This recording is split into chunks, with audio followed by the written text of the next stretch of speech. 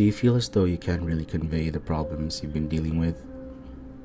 Have you ever had instances where you were told that whatever you're feeling is just all in your head? Were you ever told to just forget about what's been troubling you and just move on? That there is an example of toxic positivity, the disregard for negative emotions, the invalidation of any troubling thought or feeling, or simply put, negative emotions being placed aside for the sake of a more positive mindset. These actions or thoughts build up to the concept of toxic positivity. Positive outlook in life is always a welcome thought in any person's head.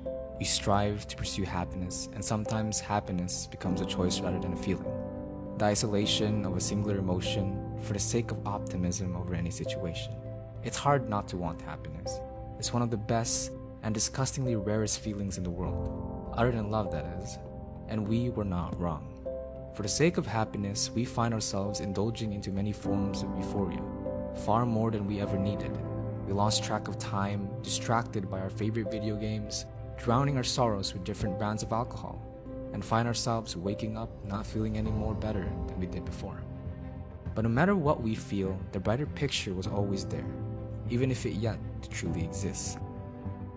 As sadness persists long after the brief experiences of temporary pleasures, we seek different ways to emulate, or at least nitpick, any pieces of ourselves that still hold on to joy. It gets so bad to the point our emotions becomes the best of us. And no matter how hard we try to distract or pretend that we are okay, we're not. And we come to terms with our own distress. We become so aware of how we feel and how terrible it actually is.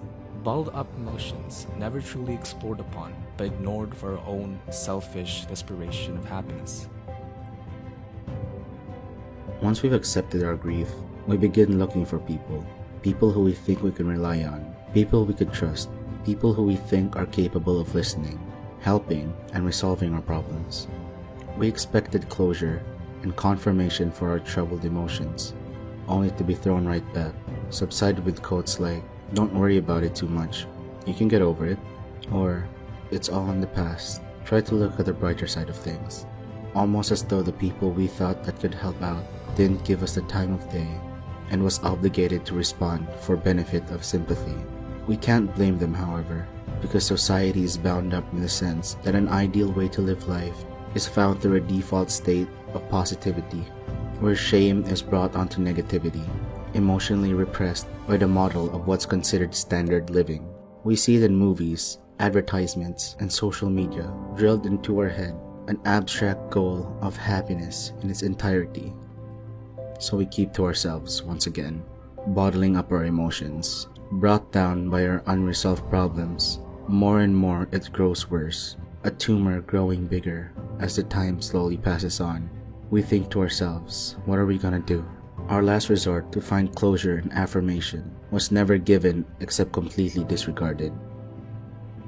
They didn't pay any heed to what we wanted to convey, what we wanted to tell them.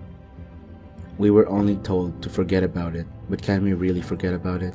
Can we really say that we're okay? Are the thoughts in our head and the problems that we face so skin deep that a mere mentioning of a phrase is enough to make us stop worrying and forget about it all? Is the matter so insignificant that a slight bit of effort would suffice? And suddenly, you reach the breaking point. Numbness, pain, confusion. But it's all in the head, they say. As if it's our fault for being this way.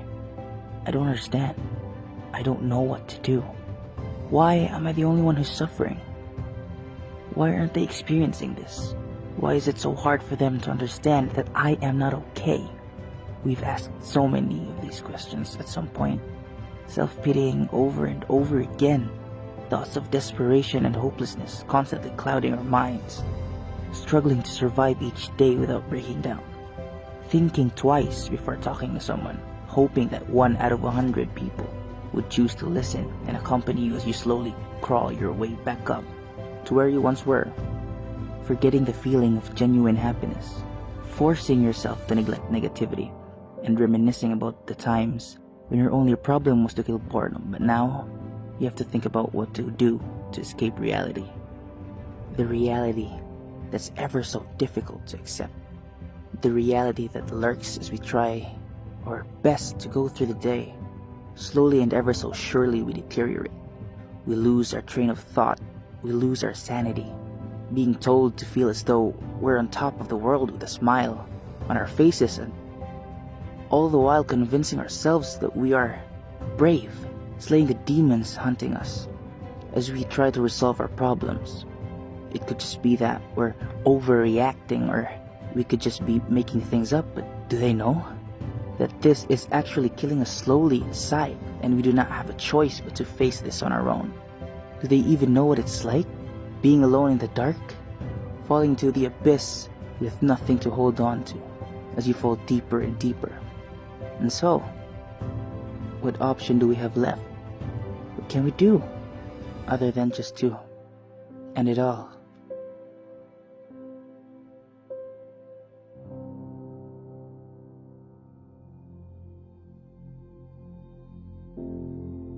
It do be like that sometimes. There are things in life we can't control. Pain lingers, and there's no solution for everything.